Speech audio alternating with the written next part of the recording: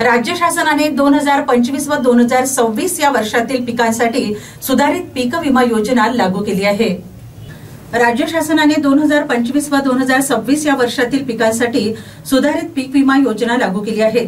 शेतकऱ्यांकडून प्रति अर्ज 1 रुपया भरून सर्व समावेशक पीक विमा योजना आता बंद झालेली आहे। शेतकऱ्यांना स्वतःचा हिस्सा भरूनच पीक विमा योजनेत सहभागी होता येणार असून पीक विमा योजनेचा लाभ घेण्यासाठी शेतकऱ्यांना फार्मर आयडी बंधनकारक केलेली आहे।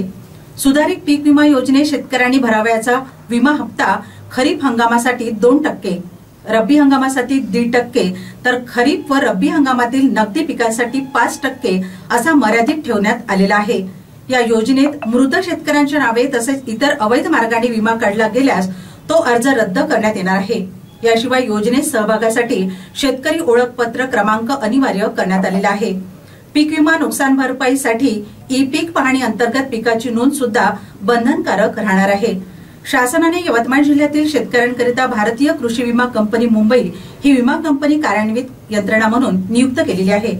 कर्जदार व बिगर कर्जदार शेतकऱ्यांनी या योजनेतील सहभागाचा अर्ज 31 जुलैपर्यंत प्राथमिक सहकारी संस्था, बँक, आपले सरकार सेवा केंद्र, विमा प्रतिनिधी यांच्या माध्यमातून ऑनलाईन भरावायचे आहे।